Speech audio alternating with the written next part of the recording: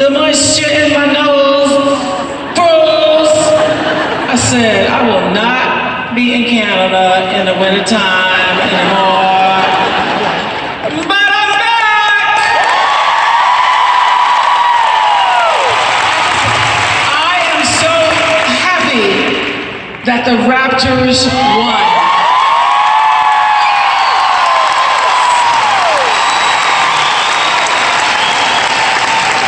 Mr. Leonard took that last shot from the free throw line. Stephen was in the airport in Cleveland. I was at home. He's like, it's gonna happen. It's gonna happen right now. I go, it's already happened, Stephen. It's already happened. That was so great. You know why I was really happy? Stephen wanted the game to come back to Toronto, and I was saying, I don't want the game to come back to Toronto. Because that's going to be on a Sunday night, and everybody will be at home watching our game, and I will be talking to myself in Montreal. And so, I'm so happy that it happened earlier. I have to say, Montreal, in the springtime,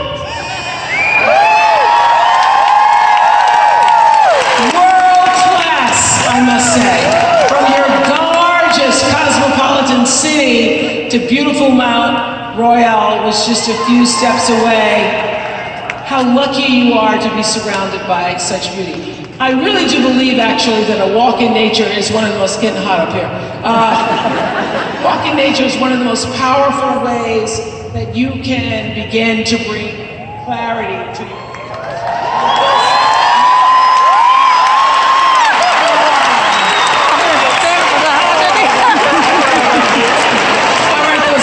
brothers. Hello. So I believe that a walk in nature is one of the best ways you can begin to bring clarity to yourself and have an appreciation for what you have in your life. And you know, I happen to live in a place where I'm surrounded by beautiful trees every day. Even every time I leave home, I'm just like, bye trees. So if we couldn't bring the outside to you, we thought we'd at least allow you to see some of the paths and hopefully help you think about your path being made more clear. So I am here tonight because I wrote this little book, The Path Made Clear, with the hope of actually helping all of my girls who are in school in South Africa. So many of them graduate and they think their life is supposed to be perfect when they graduate.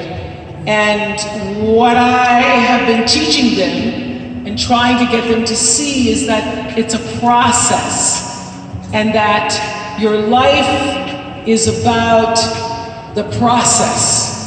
It's about the whole journey. It's not just about the few steps that make you overjoyed. It's about the whole thing. So my intention tonight, I never leave home without some intention. Those of you who know me know that that is one of my deep principles. My intention tonight is to bring a little light into your life. The light I'm talking about that is always there. I'm just here to remind you that you have the light. That light's going to guide you on your path as it has guided me. Because I'm at a time in my life where I just am overflowing with blessings. My life overflows with blessings. And as we know, if you turn on the news or you're looking at your news feed on your phone, there's so much darkness. And each of us has to take responsibility for being a light carrier in this world of darkness. It's up to us to change that. And that light is always there and it's ever present. I'm just here to remind you of that. That's why I love an aha moment. So anything that I say that you go, that is true.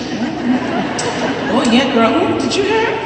Anything that I tell you here is an aha moment, a moment of sudden realization, says Webster's, a moment of inspiration, a moment of insight, a moment of recognition or comprehension. Any aha that you have, you're having it because you already knew it. That's what I love about an aha moment. An aha moment is like, I remember that. I know that. That feels like the truth to me because deep inside yourself, you've known it. So every time I have paid attention, I'm here to tell you that you are a warrior for the light. You are a warrior for the light. That is part of your job here on earth. And every time you pay attention to the ahas in your own life, life gets better. Every time I have recognized the ahas and the whispers in my own life, my life goes in flow, and when I don't, I get myself in trouble. So that's the law. That's why one of my favorite quotes is from Mary Oliver, the poet Mary Oliver, who says, "Tell me, what is it you plan to do with your one wild, precious life?" And it doesn't matter if you're here tonight because you just wanted to hang. Life is really okay, and you're on a great path, and we could come to your house right now, and you could be on Architectural Digest, or Better Homes and Garden. It doesn't matter because as long as you have breath, you can always refine, define, and make things better. So I will say this, it's yours to design. I'm here to remind you that it's yours to design. And I had to be reminded of that. Years ago, I was with Jerry Seinfeld, interviewing him for LAUREAT-MAGAZINE, and I was complaining because I had to go back to work. And Jerry said to me, he said, "I don't want to hear it, Oprah. I don't want to hear it." I go, I'm just telling you, I mean, summer vacation's over and I have to go back to work. And he goes, "But your life is yours. You can design it." I go, "But you don't understand. I have contracts, I have responsibilities, I have all this stuff I need to do." And he says, "It's yours to design." That stuck with me because I realized even if you don't own your own business and you're not designing your own time, it's yours to design. How you choose to balance, inform, engage in your life is yours to design. So this wild and precious life, what are you gonna do with it? It's really up to you. So I wanted to know where so many of you are on your path. So one of the things we did was, ask you to post, and I've been reading some of the posts. At hashtag Path Made Clear. And there was a woman named Donna Jinkus. And Donna says, Donna, you somewhere around here? Donna says she's been working on learning to be in the now and learning to love and accept herself, which I have to say, one of the greatest gifts I've given to myself is learning to be in the present moment. And it is not a one-time thing. It means when I'm walking up the steps, I'm like, step, step, step, I'm right here with the step. I'm with the step and not thinking about what's going to come at the end of the step. I'm washing my hands, I'm thinking about the soap on my hands, the water on my hands, being present in every moment, because being present is the greatest gift you can give to anybody. Don't you hate it when you're talking to somebody and then they start answering their phone? Don't you feel so dissed? And you know what? It is being dissed. Even though people go, "Oh, just right now, So the greatest gift you can give someone is your presence, Donna. That's the first step on the path. So Chantel Chaquette says she's been a stay-at-home mom for the past 8 years and is ready to start her new chapter, but she's not sure what she loves or what she's good at anymore. I understand that, and you are not alone, Chantel. At home for 8 years, raising your children. Oh my God, there is no harder job on earth. I think mothers are the mothers in the house. I do not know how y'all do it. I really don't. I really don't. I take my skirt off to you, but I don't know how you do it. Because to be a good mother is everything, and good father, but the mothers are one who are carrying the weight. So what amazes me about you good mothers is how many of you all actually still cook at home? You're cooking. And then this is what gets me. You cook on a Sunday, you make the big Sunday dinner, and then they're hungry again Monday. You gotta do that all over again. And every day, and then trying to be creative about it, coming up with new stuff that will interest everybody in the house. It is the toughest job on earth because you are everything. You're the nurturer, the supporter, you're the caregiver, you're the comedian, you're the everything. So for all the mothers in the house, give yourself a high five. You're gonna figure that out because you've already done the hardest work.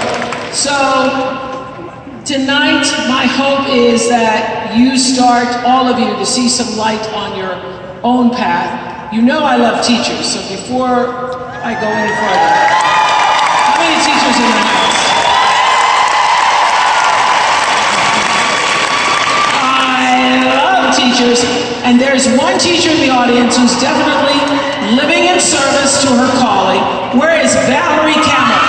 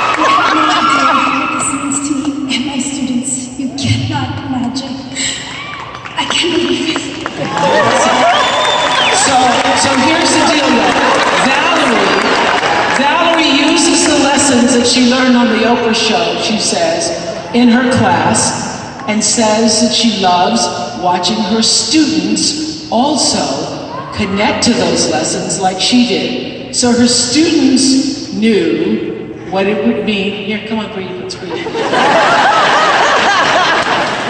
You're good, you're all good.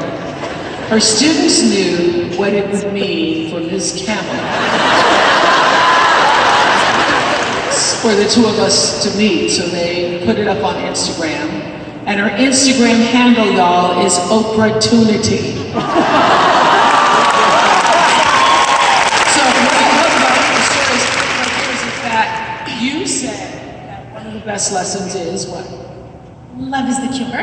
Love is a cure, okay. And also to surround yourself with people who bring you higher, but kindness. Would you like to just do this whole show today? I teach my students kindness.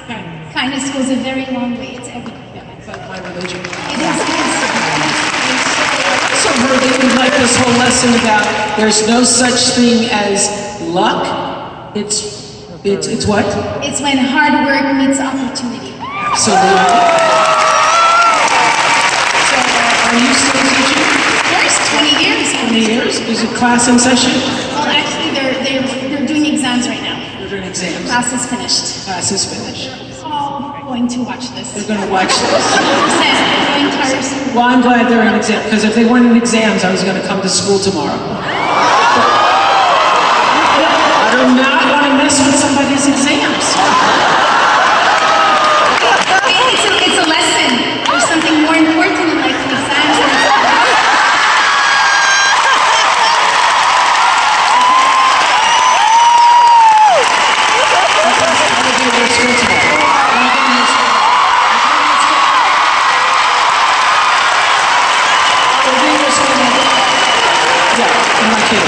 Thank you so much. I will see you in school tomorrow.